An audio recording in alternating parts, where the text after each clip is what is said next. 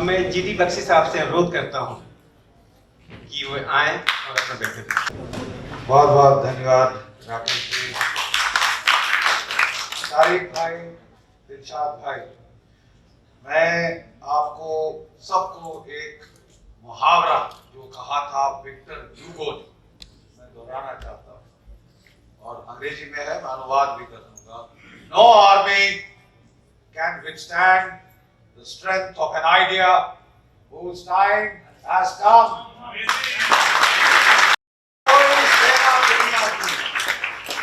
कोई सेना दुनिया की उस विचारधारा के सामने खड़ी नहीं हो सकती जिसका समय आ गया है।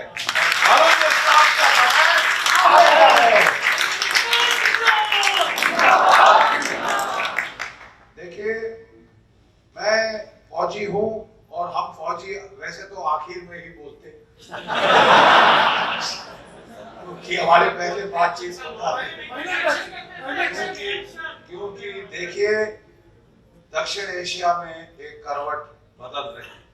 मैं आपको बताना चाहता हूँ, एक सोता हुआ शेर फिर जाग रहा है। एक करवट बदल रही है, बहुत गहरी करवट, और आने वाले वर्षों में अब बहुत सारा बदलाव देखेंगे। हम कभी पहला वार नहीं करते, ये धर्म के विरुद्ध है।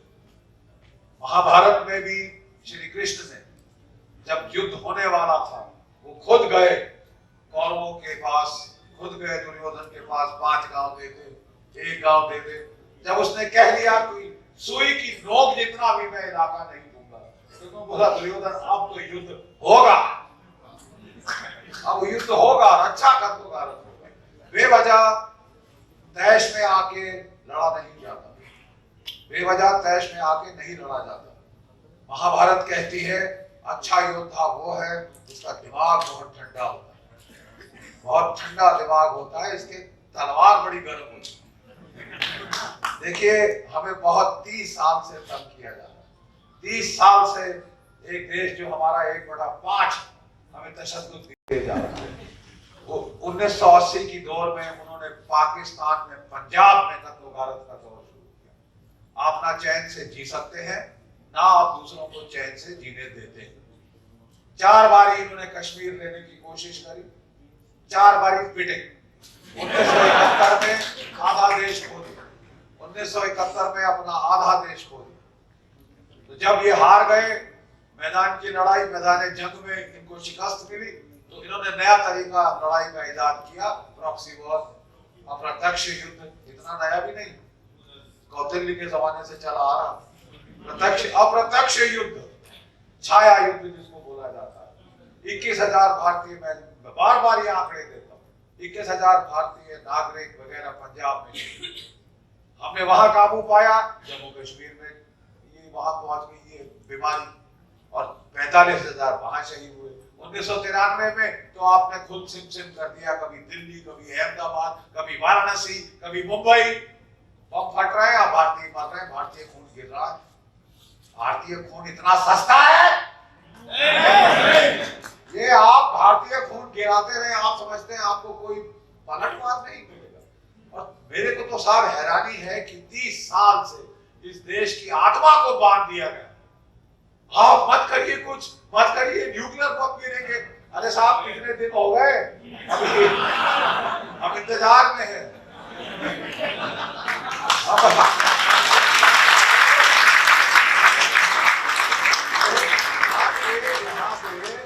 बोले पेशेवर डराने वाले, पेशेवर डराने वाले, डरा डरा के मार डाले वाले। साहब, लड़ाई तो हुई नहीं, और लड़ाई होगी तो मेरे जैसे लोग जाएंगे नहीं यार, तुम्हें क्या फिक्र? आप तो दिल्ली में बैठे हो ना, बस्ती वाले तो हम लोग लड़े मारेंगे। रोएगी तो हमारी विधवा, हमारे बेटे बच्चे, तुम काहे मारे जाओगे? आपने युद्ध का एक आपका जो जवान अगर उसने सीमा के पार ऐसे पाँव भी किया साहब, तो पाकिस्तान के पास बम है, तो मैं क्या करूं?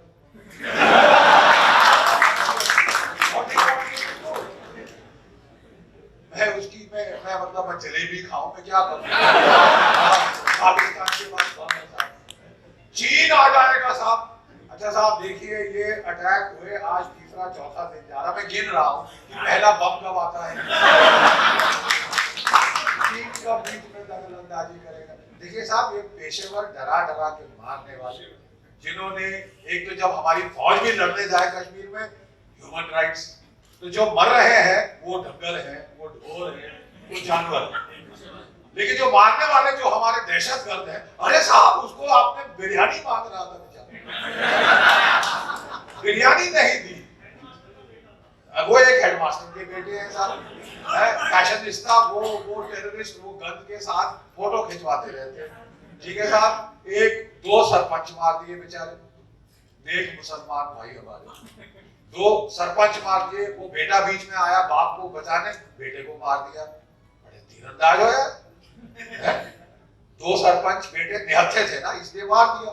2 पुलिस वाले छुट्टी पे गए, आपने मार दिया। आप तो साहब टार्जन हो। और जब हमारी फौज गई तो 3 मिनट लगे।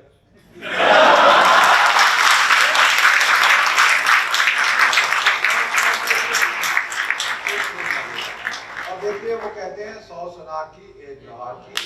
हमारी नाइन और 4 पैरा कमांडो, और आपको बड़ी खुशी होगी, ये डोगरा और बिहार पट्टन के बच्चे मारे गए थे ना 18, उनकी घातक पट्टन में जाके बदला लिया है 50।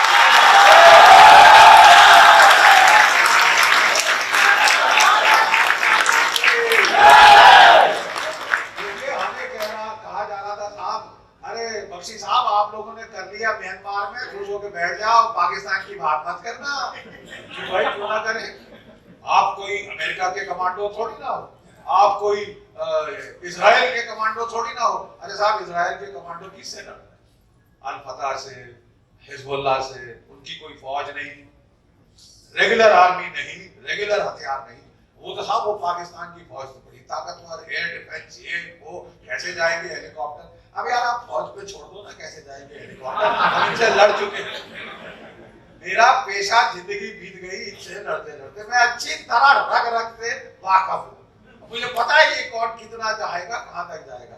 पाकिस्तान के जनरल तारिक फतेह साहब सबसे अच्छा जानते होंगे, आलीशान बंगलों में रहते हैं, बटलर है उनके वहां पे। ठीक है साहब, और वो मर्सिडीज गाड़ी में घूमते हैं। मर्सिडीज गाड़ी में घूमने वाला अपने और अपनी फैमिली के ऊपर न्यूक्लियर बम नहीं आने देगा।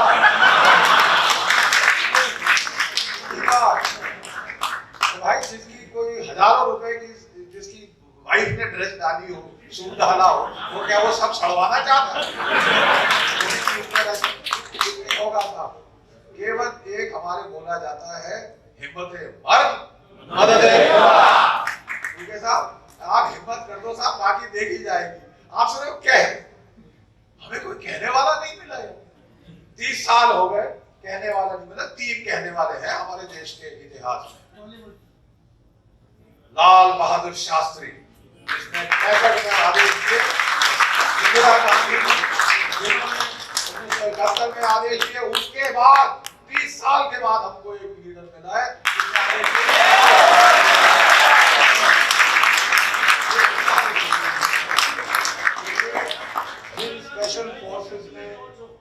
जिन स्पेशल फोर्सेस ने ये अटैक किया है, उनका मोटो है Who dares wins। जो दुस्साहस करता है वही जीतता है। देखिए अब बात रही, मैं फौजी की बात करूंगा। इतिहास आपको दिलशाद भाई ने बताया। पाकिस्तान जो हम पे गला फाड़ फाड़ के कश्मीर का राग अदा रहा है इतने सालों से, उसने दुनिया को यह पता नहीं चलने दिया कि वो खुद क्या कर रहे हैं। अपने गरेबान में झांके ना, दिलशाद की आंखों में आग डाले, तारिक फतेह की आंखों में आग डाले, बताए तुमने क्या किया। आप हमें कह रहे हो कि हमने कर्फ्यू लगाया ना 70 दिन 80 दिन, अरे हमने कर्फ्यू लगाया कि बच्चे बच जाए। समझ गए? जिन बच्चों को आप पैसे दे दे के उकसा रहे थे पत्थर फेंकने के लिए ताकि वो बच्चों को नुकसान चोट ना हो, फौज नहीं डरती बच्चों से। हमारी पुलिस आगे जाती है, हमारी पैरामिलिट्री आगे जाती है, बच्चों को देख के हम लोग पीछे हो जाते हैं कि बच्चे हैं। हमने तो कर्फ्यू लगाया ना, आपने क्या किया? आप पूछा दिलशाद भाई से? 25,000 लाशें वहां पे जो है मट्टी में मिला दी गई है। सड़कों से उठाए लोग, जाके टॉर्चर किए, अगले दिन घर के पास उसकी बॉडी आपने डाल दी कि गिद्ध और कौवे खाएं, और कई जगह जाके आपने छुपा दिया जहां बहुत ज्यादा टॉर्चर हो गया। जहां उसको उठाना ले जाने में प्रॉब्लम आ रही है, खून से हाथ लथपथ हो रहे, वो आपने जाके गाड़ दिया रेगिस्तान के अंदर। और आप हमें ह्यूमन राइट सिखा रहे हैं। देखिए साहब, ये चीज छुट्टी नहीं, ये जुल्म पे पर्दा नहीं डाल सकते आप, क्योंकि एक मालिक भी ऊपर है जो हर एक चीख सुनता है, हर एक चीख एक बेसहारे की। वो कह रहे थे ना दिलशाद भाई, बड़ा मजा आता है पाकिस्तान की फौज को इस तरह टॉर्चर करने में, लेकिन मैं बता दूं, जो ऐसे लोग टॉर्चर करते हैं वो मैदान जंग में टिकते नहीं। हमने देख लिया है ना।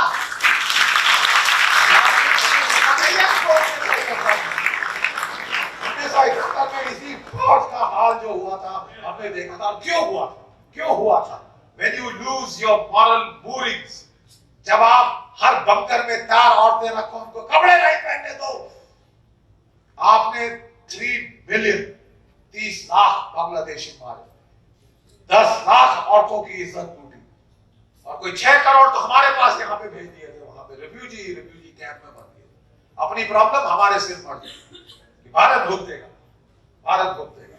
उस वक्त भी मार्च के अंदर जब ये रिफ्यूजियों का सैलाब शुरू हो गया, तो मैडम ने बोला हमारी तो इकोनॉमी ऐसे तबाह हो जाएगी अगर हम कुछ ना करें, कुछ करिए, फौज को बोला।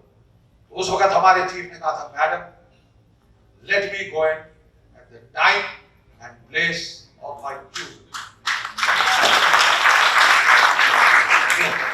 देखिए प्रॉब्लम अभी तक ये आई है साहब कि हम पूरा फ्रीडम दे दें पाकिस्तान की फौज आईएसआई को कि आपके जो नेटवर्क है, एक है आपका जो कार्टून नेटवर्क, जब चाहे एलओसी पार करे, जब चाहे सीमा पार करे, जहां चाहे जिस टारगेट पे चाहे पार करे, कुछ नहीं होगा, कोई युद्ध नहीं होगा। लेकिन अगर भारतवर्ष का एक भी फौजी सीमा के पास ऐसे बाव भी लगा दे तो साहब कत्लो गारत क्या, वहां से आसमान से आग और शोले बरसने शुरू हो जाएंगे। हम भी देखना चाहते हैं। हमने पार कर लिया, और अब आपको बता दूं कि ये लाइन ऑफ कंट्रोल को आप भूल जाइए। You forget it, there is no bloody line of control. आप देख करके देखो,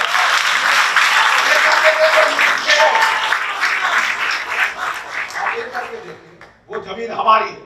हमारी पार्लियामेंट ने रेजोल्यूशन पास की हुई है, Kashmir PoK belongs to India. आप करोगे, हम मिल जाएंगे। जितना आपको खाना है आप बता दीजिए, जब पेट हजम हो जाए पूरा बेकार मारने को हमको बता देना। We will take you as far as you want to go। और मैं कह रहा हूं कि ये सारा जो तशद्दुद इन्होंने दिया है, ना केवल बलूचिस्तान के लोगों से, बेचारे पाकिस्तान गिलगित पाकिस्तान के शियाओं से पूछो, जिनको बसों से निकाल मारा गया। जब वहां पे विद्रोह हुआ तो वो वहां से ट्राइबल भर के लाए ट्रकों में और बोला छोड़ दिए, मारो, कत्लोगारत करो। ये फौज हमें ह्यूमन राइट्स, मानवीय अधिकार सिखाती। देखिए साहब, ये मजाक काफी देर चल चुका है। अब समय आ गया है कि मोदी जी ने बहुत सही दुनिया को बता दिया है, पर्दाफाश किया कि बलूचिस्तान में क्या हो रहा है। हम आंखें बंद नहीं कर सकते, अपने कान में रुई डाल के वो चीखें बंद नहीं होगी। आप रुई निकालिए, वहां है असली अत्याचार। और न्याय युद्ध क्या होता है, जस्ट वॉर क्या होती है, जो बांग्लादेश में हुई थी। ठीक है, वहां पाकिस्तान की हार का वजूद पाकिस्तान की फौज की जिम्मेवारी थी। जो कत्लोगारत, जो तशद्दुद, जो टॉर्चर उन लोगों ने किया था, वही उनको सामने आ गया। वो अल्लाह ताला ही उनके ऊपर जो है कहर पड़ा, अल्लाह ताला का कहर पड़ा उनके ऊपर। वो उसका जरिया कोई भी हो सकता है, और हमारी फौज जरिया बन के गई।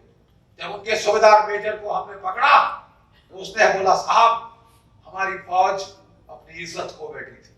ये हर जगह जो ये औरतें पकड़ के ऑफिसर मेस में इधर उधर रखे हुए थे, ये आज इनको मिल गया है। इनका लड़ने का मादा खत्म हो चुका है, इनका डिसिप्लिन खत्म हो चुका है। मजा तो बड़ा आता है कि कोई निहत्था हो तो उसको लात मारो, टॉर्चर करो, वो पेट ढाले तो दूसरी इस तरफ उसकी किडनी में मारो, बड़ा मजा आता है। लड़ाई के मैदान में आ जाना शेर, तेरे को भी बता दे तू कितना शेर है, कितना गीदड़ है। और इस तरह के लोग, उनसे लड़ना बिल्कुल हमारा फर्ज बनता है। और अब हम बलूचिस्तान के लोगों को उनकी जो चीख जो गूंज रही है वो हम ऐसे नहीं जानते। हम मॉरल पॉलिटिकल डिप्लोमेटिक सपोर्ट देंगे, मॉरल पॉलिटिकल डिप्लोमेटिक सपोर्ट हम देंगे। और आप देखेंगे कि इसका आने वाले दिनों में होता है। मैं एक और आखिरी चीज आपसे कहना चाहता हूं। आप केवल कि हम एक डेमोक्रेसी है और जहां democratic aspiration we are sympathetic, हम आजाद हवा जीते। आप अपनी सरकार को खड़े होकर क्रिटिसाइज कर सकते हैं, आप वोट दे सकते हैं, आप सरकार को ला सकते हैं, आप सरकार को निकाल सकते हैं। ये हक हम अपने भाइयों को भी देना चाहेंगे। हम चाहेंगे कि वो भी उसी खुशहाल माहौल में रहें जिसमें भारत के लोग रहते हैं, खासकर इस दक्षिण एशियाई लोग। इसलिए एक प्रजातंत्र की हैसियत से ये हमारा फर्ज है कि हम बलूच लोगों की जो त्रासदी है उसे कम से कम दुनिया को बताएं कि इनके साथ हुआ क्या है। उसमें पर्दा नहीं डालते जैसे पंडितों के भागने में पर्दा डाला गया था, पर्दा डाला गया था पंडितों के भागने में। ये जो पाप करता है, देखिए ध्यान से सुनिए, जो पाप करता है सो पाप करता है, जो पाप सहता है उससे बड़ा पाप करता है। और अगर फिर भी हमने कोई शक हो, कोई रेडिस्ट हो, बोले साहब बख्शी साहब आप तो उदारवाद की नीति की बात कर रहे हैं, उदारवाद में नहीं चलती दुनिया, तो मैं आपको बता दूं कि हमारे देश का राष्ट्र हित है कि हम अपने बलूची भाइयों की तरफ देखें। क्यों? देखिए अंग्रेजों ने एक छेड़ रखा था Shagufa, warm water thrust of Russia. उनको बड़ा भय था कि जो रूस है बढ़ता हुआ अफगानिस्तान, सेंट्रल एशिया, अफगानिस्तान के जरिए अरेबियन सी में आना चाहता है और ये ग्वादर की बंदरगाह पकड़ना चाहता है।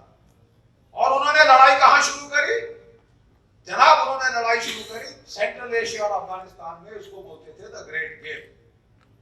आपके जो हमारे पड़ोसी हैं चीन, आपने तो उनको साथ जनाब सीधा ग्वादर पहुंचा दिया है, आपने ग्वादर पहुंचा दिया। जरा नक्शा देख लें आप एक बार। मैं सैनिक हूं तो मैं सैनिक दृष्टिकोण से बात करूंगा।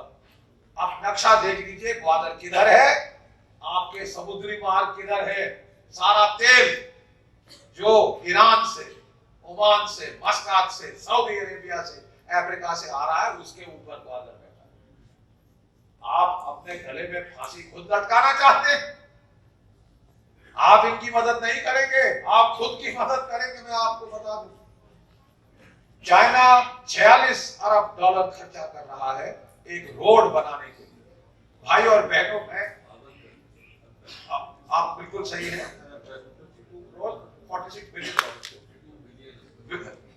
बिल्कुल सही, थैंक यू। 52 बिलियन डॉलर्स वो खर्चा कर रहा है पाकिस्तान में इंफ्रास्ट्रक्चर बनाने के लिए, चाइना पाकिस्तान इकोनॉमिक कॉरिडोर बनाने के लिए। जरा इस सड़क का साफ नक्शा आप खोल के देखें, प्लीज इसको समझिए। इस सड़क का नक्शा खोल के देखें। इस सड़क अगर देखिए, ये इकोनॉमिक कॉरिडोर थी, ये केवल ट्रेड यातायात के लिए थी, तो ये सिंधु नदी के उस पार होती ताकि लड़ाई के टाइम ये सेफ रहती। अगर भारत पाकिस्तान में युद्ध हो जाता है तो ये कॉरिडोर पे आज नहीं आती। It would have been across the Indus.